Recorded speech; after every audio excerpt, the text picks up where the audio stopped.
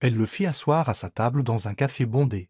Elle n'avait aucune idée qu'il était un millionnaire, père célibataire. Un après-midi froid et gris enveloppait New York d'une mélancolie sourde. La pluie était venue puis repartie, laissant le trottoir glissant et scintillant sous la lueur orange pâle des lampadaires qui s'allumaient en avance, projetant de longs reflets dans les flaques d'eau. Alors que la ville pulsait à un rythme là, niché à un coin de rue animé près de Union Square, un café chaleureux nommé Ruston Rose offrait une échappatoire à la froideur ambiante. Ses fenêtres embuées brillaient d'un or pâle se détachant sur le gris, vacillant au gré du mouvement des bougies sur les tables à l'intérieur. L'endroit était plein à craquer, rempli d'étudiants tapant frénétiquement sur leurs claviers, d'hommes et de femmes d'affaires en appel Zoom tardifs et de couples blottis dans des banquettes. L'air vibrait de conversations entremêlées, du sifflement du lait moussé et du riche parfum d'expresso et de scone à la cannelle. Dans un coin, près du radiateur, Anna était assise tranquillement, penchée sur un carnet de croquis et elle avait la petite vingtaine. Ses cheveux blonds tordus en un chignon lâche qui s'était presque entièrement défait. Son poule trop grande avait un trou dans la manche et avait déjà vécu 3 hivers de trop. Ses jambes étaient effilochées aux genoux, ses bottes encore humides de sa marche. Un unique capuchon à moitié bu refroidissait à côté d'elle, son seul plaisir depuis des jours. Elle fixait la page où elle avait commencé à esquisser une fenêtre s'ouvrant sur un ciel rempli de lumière. Le dessin était la seule chose qui avait encore un sens. Les factures étaient en retard. Son appartement mansardé à Brooklyn était trop froid, et depuis que son dernier client l'avait laissé sans payer, elle vivait principalement de flocons d'avoine et des toasts occasionnels que lui donnait le personnel du café, pris de pitié. Mais à cet instant, sa main bougeait avec assurance, construisant quelque chose qui, espérait-elle, pourrait survivre à la tempête. Puis la clochette de la porte tinta. Un homme entra, grand et humide de la bruine. Ses cheveux sombres étaient ébouriffés par le vent. À côté de lui tenait une petite fille, peut-être de 5 ans, petite et aux cheveux bouclés. Ses mains étaient fermement plaquées sur ses oreilles. Elle sursauta au bruit. Ses yeux balayaient la pièce, paniqué. L'homme se dirigea rapidement vers le comptoir. « Excusez-moi, dit-il au barista, sa voix basse, urgente. Y a-t-il une table de libre, ma fille? Elle est submergée. » Le barista secoua la tête avec sympathie. « Désolé. Pas une seule place. On est débordé. » La fillette tremblait. Ses yeux commencèrent à briller. Anna avait observé la scène en silence. Elle ferma son carnet, prit une inspiration, puis leva la main. « Vous pouvez vous asseoir ici, dit-elle doucement. Il y a de la place. » L'homme se tourna vers elle. La surprise traversa son visage. « Vous êtes sûr ?» Anna hocha la tête. « Absolument. » Elle a l'air d'avoir besoin d'un endroit calme. Il hésita, puis mena sa fille vers les chaises libres. La fillette se blottit contre lui, reniflant encore. Ses mains restaient serrées dans les manches de son manteau. Anna plongea la main dans son sac en toile et en sortit une boîte de crayons de cire, vieille, usée, son étiquette se décollant. Elle la posa doucement sur la table. « Voudrais-tu dessiner quelque chose ?» demanda-t-elle à la petite fille. « J'ai toujours des couleurs avec moi. » La petite la regarda, incertaine. Puis, avec un enhochement de tête, elle tendit la main. Anna sourit et lui donna une page de son carnet. « Qu'est-ce que tu aimes le plus dessiner ?» demanda-t-elle à voix basse. La fillette murmura « les papillons ». Le visage d'Anna s'illumina. « Alors, dessinons le plus joli papillon de tout le café. » Elle glissa un crayon jaune dans la main de la fillette. L'enfant hésita, puis se pencha en avant, le bout de la langue sortant du coin de sa bouche tandis qu'elle appliquait la couleur sur le papier. Ses mains tremblaient encore, mais une joie tranquille émergea de son mouvement. Jacques, bien qu'Anna ne connaisse pas encore son nom, regardait en silence. Ses yeux s'adoucirent en voyant sa fille se calmer. Ses propres épaules commencèrent à se détendre. Il expira doucement. Une femme à la table voisine jeta un regard en fronçant le nez. « Vraiment, dit-elle, vous allez laisser une inconnue s'asseoir là ?» Anna garda un ton neutre. « Parfois, les gens n'ont pas besoin d'espace. Ils ont besoin de gentillesse. » La femme roula des yeux et se détourna. La petite fille laissa échapper un petit rire. Un son doux et musical. Anna rayonnait. Jacques, toujours silencieux, sortit son téléphone et prit discrètement une photo. Non pas pour la partager, mais pour la garder. L'image d'un papillon à moitié formé sur le papier, d'une enfant se plongeant dans la couleur et d'une jeune femme fatiguée au cœur en voix de guérison offrant de la joie sans condition. Leurs regards se croisèrent. Dans le sien, Anna vit quelque chose d'inexprimé, de la gratitude, peut-être de l'émerveillement et certainement de la profondeur. Elle fit un petit signe de tête, ses joues se chauffant, et baissa les yeux vers le papillon. Ils continuèrent en silence, un rythme se formant entre eux. Dessiner, sourire, respirer. Dehors, la pluie avait cessé, le ciel était encore couvert Mais un doux halo orangé avait commencé à se former au-dessus de la ligne d'horizon. Dans le brouhaha du café, une table tranquille avait trouvé son propre monde. Un papillon prenait forme en crayon de cire, une enfant se mit à fredonner, et une histoire venait de commencer. La pluie avait cessé, mais le vent s'était levé. Quand Anna sortit du café, l'air vif transperça son manteau fin comme des aiguilles. Les trottoirs brillaient, éclairés seulement par le scintillement occasionnel des lampadaires. Ses bottes clapotaient doucement dans les flaques d'eau profonde. Son esprit s'attardait encore sur la fillette au papillon et l'homme houilleux bienveillant. Elle resserra son manteau et accéléra le pas. Puis elle entendit un bruit, des pas derrière elle. Le cœur d'Anna rata un battement. Elle tourna légèrement la tête, faisant semblant de regarder les vitrines des magasins. Il n'y avait personne de proche, mais l'écho des pas pressés persistait, devenant plus fort. Sa respiration s'accéléra. Elle augmenta son allure. Les pas derrière elle firent de même. Une vague de peur froide déferla dans sa poitrine. Sa main agrippa la sangle de son sac. Ses jointures blanchissant, elle tourna à un coin de rue, le cœur battant à tout rompre. Elle le sentait. Cette sensation, cette alarme primitive. Le sentiment indubitable d'être suivie. Sans réfléchir, elle se mit à courir. Elle parcourut à peine un demi-pâté de maison avant de percuter quelqu'un de plein fouet. Où? Là! Et s'exclama une voix familière tandis que des mains fermes attrapaient ses épaules. Anna leva les yeux, haletante. C'était Jacques. Elle cligna des yeux, le cœur emballé. Son souffle formait un nuage dans l'air froid. Je croyais que quelqu'un me suivait, balbutia-t-elle, la voix tremblante. Les sourcils de Jacques se froncèrent alors qu'il scrutait la rue derrière elle, se plaçant instinctivement un peu devant elle. Vous tremblez, dit-il doucement. Laissez-moi vous raccompagner, juste au cas où. Elle hésita. Ses défenses étaient hautes. Mais la sincérité dans sa voix et le calme dans ses yeux firent fondre une petite partie de ça. Peur. Elle hocha lentement la tête. D'accord. Ils marchèrent côte à côte dans les rues calmes, le bruit de la ville s'estompant derrière eux. Après quelques minutes, Jacques rompit le silence. Vous aviez l'air de dessiner quelque chose d'important, tout à l'heure. Anna eut un petit rire fatigué. Je suppose que c'est ma façon de rester saine d'esprit. J'ai perdu mon dernier contrat artistique il y a 3 mois, j'ai été rejeté par 3 galeries. Alors maintenant, je dessine, pour ne pas perdre la tête. Jacques jeta un regard de côté. Mais ne dit rien. Il écoutait. Je suis en retard sur mon loyer, continua-t-elle. La voix à peine plus qu'un murmure. Personne n'achète l'art de quelqu'un comme moi. Et pourtant, je continue de dessiner des papillons, des fenêtres, de la lumière. Je ne sais même plus pourquoi. Parce que c'était important, dit-il simplement. Elle leva les yeux vers lui. J'ai vu des gens abandonnés, ajouta-t-il, mais pas vous, ça veut dire quelque chose. Ils s'arrêtèrent au pied d'un escalier étroit menant à un bâtiment usé par le temps. Sa maison. Merci, dit-elle, la voix plus douce maintenant, de m'avoir accompagné, et d'avoir laissé votre fille dessiner avec moi. Elle m'a rappelé pourquoi j'ai commencé à peindre. Jacques hocha la tête. Il plongea la main dans la poche de son manteau et en sortit une petite carte. Il la lui tendit. Au cas où vous auriez besoin de quoi que ce soit, dit-il, son ton doux, même juste une tasse de café. Elle prit la carte et y jeta un œil. Juste un nom, Jacques. Pas de titre, pas d'entreprise. Pas de numéro de téléphone. Elle releva les yeux vers lui, confuse, mais il s'éloignait déjà. Bonne nuit, Anna, dit-il avec un léger sourire. Prenez soin de vous. Elle resta là un long moment, le regardant disparaître dans la nuit brumeuse, dans sa main. La carte sans nom semblait plus lourde qu'elle n'aurait dû, non pas à cause de ce qu'elle révélait, mais à cause de ce qu'elle ne disait pas, et au fond d'elle. Elle savait que ce n'était pas la dernière fois que leurs chemins se croiseraient. La semaine s'écoula comme de l'eau entre les doigts d'Anna. Elle passait la plupart de ses journées à son bureau près de la fenêtre, penchée sur son carnet de croquis, les doigts tachés de pastel et d'encre, des papillons. Toujours des papillons. Ils se déversaient sur ses pages comme de minuscules prières fragiles. Mais la beauté ne pouvait pas payer les factures. Le chauffage de son petit appartement mansardé avait recommencé à faire un bruit de ferraille, crachant une faible chaleur dans la pièce. Elle s'emmitouflait dans des couches de vêtements dépareillés, essayant de se concentrer sur une nouvelle œuvre. Mais le crissement de son crayon fut interrompu par un coup à la porte. C'était sec, précis. Elle n'eut pas besoin d'ouvrir pour savoir de qui il s'agissait. Madame Juste.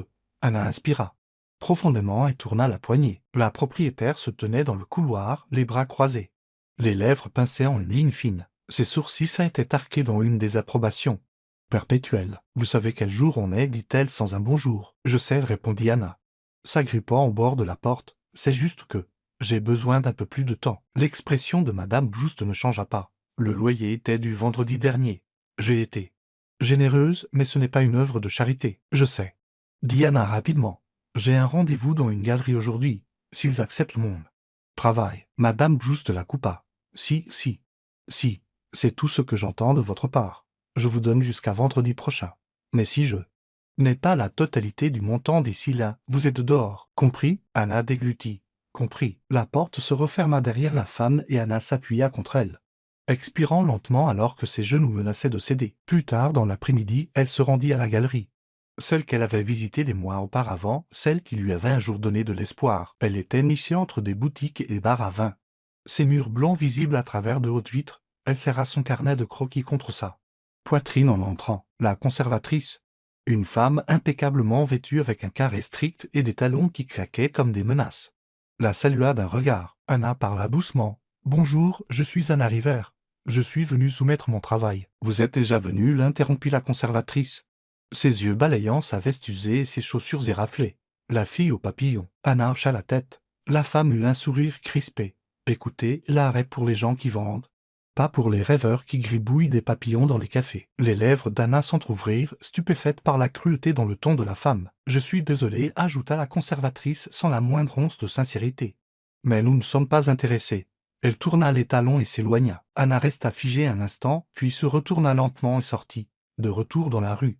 Elle erra son but. Ses pas la menèrent devant des pâtés de maisons familiers, devant un fleuriste, une librairie. Puis le café Röstein Rose. À travers la fenêtre embuée, elle vit la table du coin où elle avait rencontré Jacques et Mia. Elle était vide maintenant, la lumière du soleil se posant sur le bois, projetant des ombres qui ressemblaient à des ailes. Elle s'arrêta et fixa la scène un long moment. Son souffle engluant la vitre, un léger sourire effleura ses lèvres. Mais ses yeux racontaient une autre histoire, celle de la fatigue, d'une âme à vif. Cette nuit-là, de retour dans son appartement, le vent roulait à travers la fenêtre fissurée. Anna était assise sur son lit, entourée de croquis. Elle attrapa son portefeuille et compta les billets. À peine assez pour les courses, encore moins pour le loyer. Elle entendit des pas. Puis un coup à la porte. Anna ouvrit. Madame Juste se tenait là de nouveau, les mains sur les hanches. Anna n'attendit pas cette fois. « J'y travaille, dit-elle, sa voix faible. J'ai juste besoin d'une semaine de plus, s'il vous plaît. » La propriétaire la dévisagea. Impassible. « Vendredi prochain. Pas un jour de plus. Et je ne frapperai pas la prochaine fois. Je changerai les serrures. » Elle se retourna et s'éloigna, ses talons résonnant comme un dernier avertissement. Anna resta là, dans le couloir, retenant son souffle, quand elle ferma enfin la porte. Celle-ci lui parut plus lourde qu'avant, comme si chaque claque de la réalité ajoutait un poids supplémentaire. Elle regarda autour d'elle son minuscule espace, les murs couverts d'art, les fenêtres bordées de rêves, et se demanda si elle serait encore là pour les voir à la fin de la semaine. Lundi matin, le monde semblait de nouveau gris, la pluie tapotait doucement sur la fine vitre au-dessus du lit d'Anna. Elle était assise, recroquevillée dans un coin, une couverture enroulée autour de ses épaules, sirotant un café instantané insipide, quand son téléphone vibra sur la table de chevet. C'était un mail d'une adresse qu'elle ne reconnaissait pas. L'objet disait simplement « Nous avons vu votre art ». Le message était court, sans signature, sans nom. Passé pour une conversation, il indiquait une adresse. Une galerie dans la West Side. Elle n'avait fait que passer devant, sans jamais oser y entrer. Anna fixa l'écran. Son premier instinct fut la méfiance. Une farce. Une erreur. Elle cliqua sur les informations de l'expéditeur, rien de plus. Elle regarda son appartement, les murs nus, les croquis inachevés, la vie d'expulsion scotchée au réfrigérateur. Puis de nouveau le téléphone. Peut-être que c'était quelque chose. Quelques heures plus tard, emmitouflée dans son manteau le moins usé, elle se tenait, hésitante, devant une galerie à la façade vitrée avec une enseigne aux lettres dorées « The Haven ». À l'intérieur, l'espace était aéré et étincelant, rempli de lumière naturelle et d'élégants cadres en bois. Ses bottes grincèrent légèrement sur le sol poli alors qu'elle entrait. La réceptionniste, une jeune femme au sourire aimable et au blasé impeccable, se leva à son approche. « Anna River ?» Anna cligna des yeux. « Oui, on vous attendait. Par ici, s'il vous plaît. » On l'attendait. Anna suivit la femme dans un couloir silencieux, bordé de lumière douce et d'œuvres d'art sobre. Au bout du couloir se trouvait une pièce avec des portes à double vitrage. La réceptionniste les ouvrit doucement. « Je vous en prie, » dit-elle en faisant un geste vers l'intérieur. Anna entra et se figea. Là, debout, les mains dans les poches et un léger sourire aux lèvres, se tenait Jacques. Il ne portait pas le pull et le hint du café dont elle se souvenait. Aujourd'hui, il portait un blasé bleu marine sur une chemise impeccable, les manches retroussées avec des involtures aux poignets. Derrière lui, le mur de la galerie était tapissé de croquis de papillons, différents styles, différents supports, certains audacieux et colorés, d'autres délicats et envoûtants. C'étaient les siens, ces papillons. Elle se tourna vers lui, stupéfaite. « Vous ?» Jacques hocha la tête, s'approchant. Je finance des expositions, dit-il calmement. Via une fondation que je dirige pour les artistes émergents. J'ai vu ce que vous avez dessiné. J'ai vu comment vous avez donné des couleurs à une petite fille effrayée avant même de poser des questions. Il désigna l'art derrière lui. J'ai demandé au café de récupérer ce que vous aviez laissé sur la table. Je leur ai demandé de vous surveiller au cas où vous reviendriez. J'espérais que vous le feriez. La voix d'Anna n'était qu'un murmure. C'est vous qui m'avez envoyé le mail. Il hocha la tête. Je voulais que vous veniez sans attente, sans peur, juste par curiosité. Elle regarda de nouveau les croquis. Ses mains tremblaient. Pourquoi moi? Les yeux de Jacques étaient bienveillants, inébranlables. Parce que votre art parle, dit-il. Il guérit, comme vous l'avez fait pour Mia. Vous avez vu une enfant en détresse et vous avez offert des crayons. Pas des questions. Le monde a besoin de plus de ça. Anna sentit son souffle se couper. Il continua. La voix douce. Je veux sponsoriser votre première exposition solo. Soutien complet, le lieu. Le matériel, tout, sans condition. Juste votre travail. Juste vous. Des larmes montèrent à ses yeux, inattendues et bouleversantes. Jacques. Je ne suis personne. J'ai été refusé par toutes les galeries où j'ai essayé. Je ne peux même pas payer mon loyer la semaine prochaine. Alors, changeons ça. Dit-il simplement. Il s'avança et lui tendit un petit dossier. À l'intérieur se trouvait un contrat. Court, clair, juste. Elle leva les yeux vers lui, la voix tremblante. Je ne sais pas quoi lire. Dites oui, répondit-il. Anna hocha la tête, déglutissant difficilement. Puis, presque timidement. Elle dit, vous ne m'avez jamais dit votre nom de famille. Jacques eut un petit rire. Chambé. Ses yeux s'écarquillèrent. Ce nom. Elle l'avait vu dans des articles sur des plaques de galerie. Jacques Chambé, fondateur de la Fondation Chambé pour les Arts. Un homme qui avait un jour payé une somme à 6 chiffres pour préserver la fresque d'un artiste de rue à Brooklyn. Elle couvrit sa bouche avec sa main. Vous êtes ce Jacques? Il sourit modestement. Toujours juste moi, le père de Mia. Et puis, plus doucement, et peut-être quelqu'un qui croit aux papillons. Les jours qui précédèrent l'exposition se transformèrent en longues heures de croquis, de peinture, de larmes essuyées et de recommencement. Anna se jeta à corps perdu dans ses toiles. Comme si chaque émotion qu'elle avait refoulée pendant des années exigeait maintenant d'être vue. Son petit atelier sentait la térébenthine et le café froid. Elle travaillait pieds nus. Ses vêtements maculés de traînées de cobalt et d'ocre. Chaque toile devenait une confession. Une libération. Ses papillons ne flottaient plus timidement dans les coins. Ils s'envolaient, elle déployait. À travers de vastes ciels lumineux. Jacques venait souvent. Il ne restait jamais trop longtemps. Me la surveillait jamais. Il lui apportait un café et s'asseyait tranquillement, la regardant travailler. Lui offrant parfois un sourire, parfois juste sa présence. Un après-midi. Alors que des nuages gris s'amoncelaient, que la pluie commençait à fouetter les fenêtres. Anna sortit pour rentrer ses croquis qui séchaient. Mais une rafale de vent attrapa l'un d'eux, une aquarelle délicate, encore humide. Et l'envoya tourbillonner dans les flaques d'eau. Elle poussa un cri, le poursuivant. Mais le temps qu'elle l'atteigne. Les bords s'assombrissaient déjà d'eau. Jacques apparut à côté d'elle presque instantanément. Il ne dit pas un mot. Au lieu de cela, il retira l'écharpe de son cou, une laine vert foncé qui tenait encore sa chaleur. Et tamponna doucement en haut de la page. Ses mains étaient lentes, prudentes, respectueuses. Comme s'il s'occupait de quelque chose de sacré. Elle la regarda. Le cœur plein et la gorge nouée. Elle murmura, vous n'étiez pas obligé. Je voulais le faire, dit-il simplement. Cela aurait dû suffire. Ce rythme tranquille qu'il avait trouvé. Mais tout le monde ne célébrait pas son ascension, là. Semaine de l'exposition, des rumeurs commencèrent à circuler en ligne. Un compte anonyme, d'une galerie où elle avait un jour supplié pour un stage, avait posté un message cinglant, de barista à coqueluche d'exposition du jour au lendemain. Il suffit d'une histoire larmoyante et du bonhomme pour y croire. Anna se figea en le lisant. Puis d'autres suivirent, des allégations selon lesquelles elle avait joué la victime.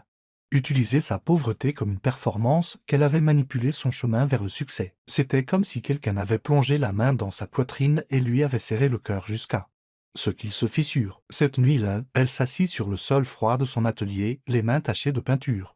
La respiration courte. Elle se murmura, peut-être qu'ils ont raison, peut-être que je n'ai ma place dans aucune galerie, peut-être que tout ça n'était qu'une erreur. On frappa doucement, Jacques entra sans un mot, il ne demanda pas ce qui s'était passé, il avait déjà vu les publications. Il s'agenouilla à côté d'elle et, sans rien dire, lui tendit un morceau de papier plié. C'était une lettre écrite d'une écriture d'enfant. Malhabile, merci pour les papillons. Ils m'ont aidé à dormir de nouveau. Mia. Anna serra la lettre contre sa poitrine. Puis Jacques s'assit à côté d'elle et posa une main sur son épaule. Laisse-les dire ce qu'ils veulent, Anna, dit-il doucement. La vérité n'a pas besoin de cris. Elle a juste besoin de tenir debout. Il la regarda dans les yeux, son regard constant et calme. Et toi? Tu as défendu la gentillesse quand personne ne regardait. C'est une lumière qu'aucune rumeur ne pourra jamais éteindre. Des larmes coulèrent sur ses joues, mais cette fois, elle les laissa tomber. Non pas par défaite, mais en sachant que quelqu'un l'avait vue, vraiment vue, et croyait encore en elle. Le soir de l'exposition fut d'une perfection tranquille. Les invités déambulaient dans l'espace immaculé de la galerie, les murs vêtus d'un blanc crémeux. De doux projecteurs traçant les peintures d'Anna à l'eau dorée. Des bouteilles de champagne scintillaient sur des tables élégantes sur les bords de la salle. Mais le cœur de l'événement était l'art. Partout, les papillons d'Anna, chaque coup de pinceau, chaque frémissement de ligne, oscillaient entre l'émerveillement et la fragilité. Anna, dont une simple robe bleu marine et des bottines, se tenait au centre de tout cela. Elle parla doucement aux visiteurs. Sa voix ferme et chaleureuse, elle décrivait comment chaque papillon avait commencé comme un souvenir d'espoir.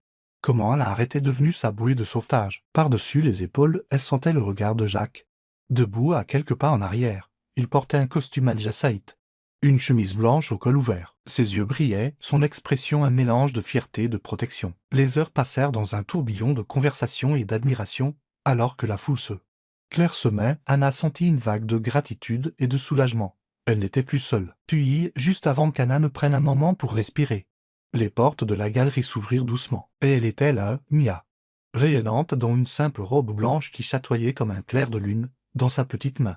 Elle tenait sa boîte de crayons de cire usée, celle qu'Anna lui avait donnée des semaines auparavant. Le souffle d'Anna se bloqua, la galerie sembla se taire. Mia se faufila à travers la foule et s'approcha d'elle. Elle fixa Anna avec de grands yeux, puis enroula ses bras autour de sa taille. « Je peux dessiner un autre papillon à côté du tien ?» demanda-t-elle, sa voix petite mais assurée. Anna s'agenouilla, des larmes s'étillant. Elle hocha la tête, la voix étranglée. « Oui, ma chérie, juste ici. » Elle guida Mia vers un petit chevalet placé à côté d'une de ses plus grandes toiles.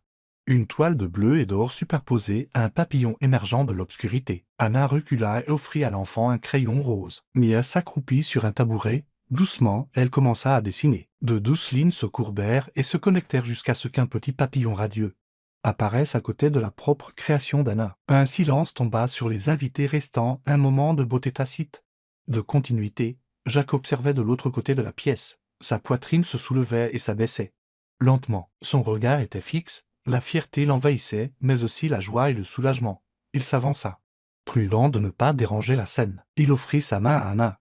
Une invitation silencieuse à le rejoindre. Elle la prit après un battement de cœur, la chaleur se propageant dans ses doigts. Anna et Jacques marchèrent ensemble, les yeux fixés sur le dessin de Mia, les cœurs liés par l'espoir. Plus tard, après que la foule fut partie et que seule une musique douce fredonnait dans les couloirs, Jacques ramena Anna là où ses peintures étaient accrochées. Il se tourna vers elle, la voix basse mais certaine. « Tu m'as donné de l'espoir, » dit-il. « Tu nous as à tous donné une raison de voir la beauté à nouveau. » Anna déglutit. « Je n'ai pas fait ça toute seule. » Il sourit, plongeant la main dans sa poche. Une petite boîte en velours apparut et il l'ouvrit pour révéler un collier délicat, un minuscule papillon d'argent suspendu en plein vol. « Je veux que cela te rappelle, » dit-il en le plaçant autour de son cou, « que ton art t'inspira toujours. Mais plus que ça, que la gentillesse change des vies. » Les doigts d'Anna touchèrent le pendentif, ses yeux brillants de larmes de gratitude. Jacques continua doucement. « Je t'aime, Anna. » Et pas pour les tableaux, mais pour le courage derrière eux. Elle se pencha contre lui, le cœur peint. En dessous d'eux, sur les murs et sur la petite toile, les papillons voletaient, leurs ailes peignant maintenant une nouvelle histoire, une histoire de guérison, de famille, d'amour. Les jours après l'exposition s'écoulèrent selon des rythmes calmes et doux. Anna se retrouva passer plus de temps avec Jacques et Mia, ce qui avait commencé par des cafés décontractés et des promenades devinrent une routine. Les samedis matin étaient remplis de peinture au doigt, les soirs de semaine de thé partagé et de rire. Jacques passait souvent à son atelier avec son croissant préféré, tandis qu'Anna glissait des croquis fantasques dans les livres de chevet de Mia. Les étrangers les prenaient parfois pour une famille. Un après-midi pluvieux, Jacques suggéra de s'arrêter dans un café tranquille au bord de la rivière. À l'intérieur, les lumières étaient tamisées, les fenêtres embuées. Du jazz jouait doucement en fond sonore alors qu'il s'installait dans une banquette bang. Anna, enveloppée dans son vieux pull, prit la place près de la fenêtre. Mia s'assit entre eux, les joues roses et au chaud. La condensation embuait la vitre et Jacques tendit une serviette à Mia. Elle gloussa, puis sortit un marqueur du sac d'Anna. Avec des traits soignés, elle dessina des papillons, une petite maison, puis spontanément un cœur. À l'intérieur, en lettres tordues, elle écrivit « Anna plus papa ». Le souffle d'Anna se coupa au milieu d'une gorgée. Ses joues rougirent. Jacques le vit aussi et un petit rire Elle a peut-être une idée, dit-il, sa voix légère. Mia leva les yeux fièrement. C'est votre famille de cœur. Comme dans le livre. Des gens qui sont faits pour être ensemble. Même s'ils n'ont pas commencé comme ça. Anna sentit un tremblement dans sa poitrine, un mélange de joie et de peur. Plus tard dans la soirée. Après que Mia se fut endormie dans la voiture et que Jacques l'ait ramenée à la maison. Il raccompagna Anna jusqu'à son perron. La pluie tombait en une fine brume autour d'eux.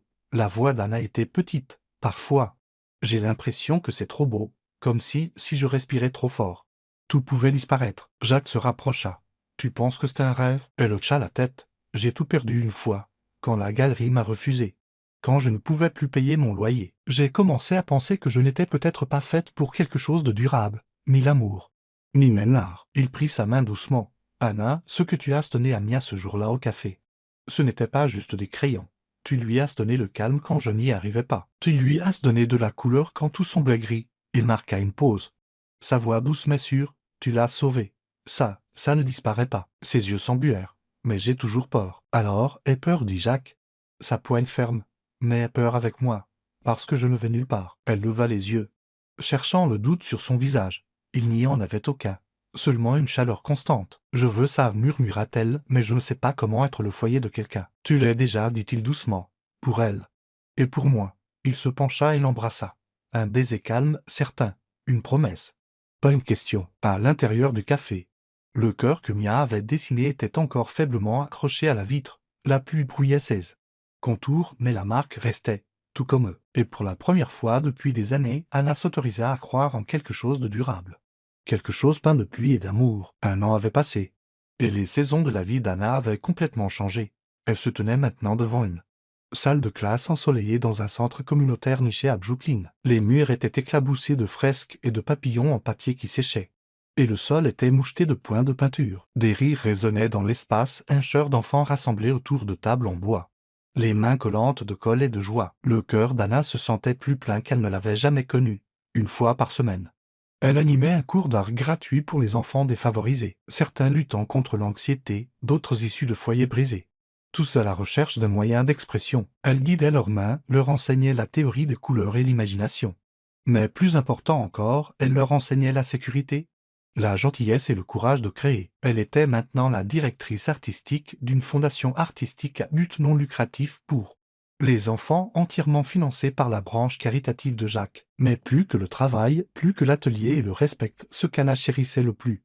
C'étaient les deux personnes qui rendaient sa vie complète, Jacques et Mia. Ils n'étaient plus des visiteurs dans son monde. Ils étaient son monde. Cet après-midi-là, le cours touchait à sa fin lorsque Mia entra dans la pièce. Vêtue de sa salopette violette préférée, les joues rouges d'excitation. Elle portait un cadre de taille moyenne. Emballé dans du papier craft et noué avec une ficelle. Anna sourit et s'agenouilla. Qu'as-tu là? Mon amour, Mia lui tendit le cadre avec de grands yeux. Ouvre-le. Anna défit la ficelle et retourna le cadre. À l'intérieur se trouvait une toile blanche. Complètement vierge. Confuse, elle le retourna à nouveau. Au dos de l'écriture de Jacques, il y avait les mots « Veux-tu être notre art pour toujours ?» Anna clignait des yeux, le souffle coupé. Quand elle releva les yeux, Jacques s'avançait déjà par la porte de la salle de classe, vêtu simplement d'une chemise bleue et d'un pantalon. Il tenait une petite boîte en velours dans sa main. Il s'approcha d'elle lentement, puis s'agenouilla à côté de Mia. La boîte tenue doucement entre ses doigts. « Tu l'as guéri, Anna, dit-il. La voix riche d'émotion. Tu m'as guéri.